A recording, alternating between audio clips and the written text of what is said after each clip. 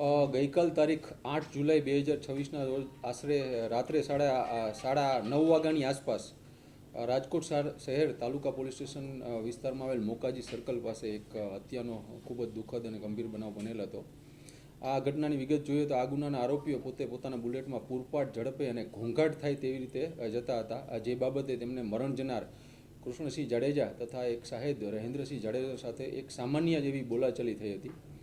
આ સામાન્ય બોલાચાલીનો ખાર રાખી અને આરોપી રાજવીર વાડા અને તેના ભાઈ એ મારામારી શરૂ કરી દીધી હતી. અને આ દરમિયાન આ આરોપી રાજવીર વાડાના પિતા રણજીત નાજભાઈ વાડાએ પોતાની પાસે રહેલ ગેરકાયદેસર પિસ્ટલમાંથી ફાયરિંગ શરૂ કરી દીધું હતું. અને આ ફાયરિંગમાં કૃષ્ણસિંહ જાડેજાને પેટના ભાગે અને માથાના ભાગે ગોળી વાગતા તેમનું મૃત્યુ નીપજ્યું હતું. અને બીજા સાહેબ રહેન્દ્રસિંહ જાડેજાને માથાના ભાગે પિસ્ટલના કૂંદાથી ગંભીર ઈજાઓ પહોંચાડી અને આ આરોપીઓ ત્યાંથી નાસી ગયા હતા.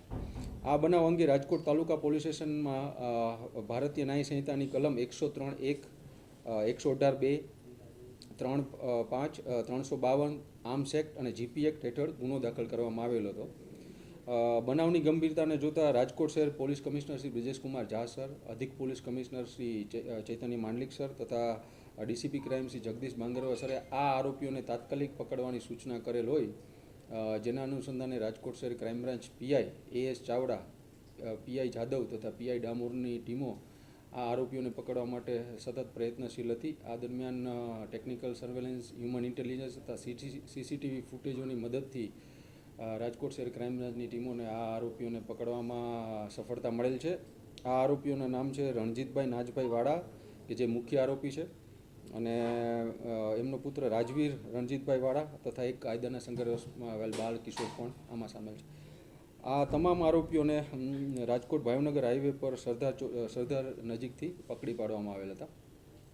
અને આમાં મુખ્ય આરોપી રણજીત વાડા ગુનાહિત માનસિકતા ધરાવે છે. તેના વિરુદ્ધ રાજકોટ શહેર તેમજ બાબરા પોલીસ સ્ટેશનમાં પ્રોહિબિશનના ગુનાઓ દાખલ છે.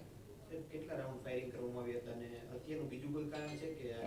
હત્યાનું આ બસ સામાન્ય બોલાચાલીનું જ એક કારણ હજી સુધી અમારી તપાસમાં સામે આવ્યું છે. અને અરાઉન્ડ 4 થી 5 રાઉન્ડ ફાયર કરવામાં આવેલા હતા.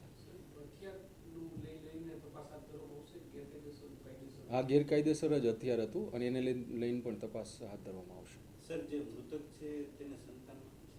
એમને એક બાળક છે. સાહેબ, અત્યારે કોની પાસેથી લઈ હતા કાંઈ પ્રાથમિક તપાસ?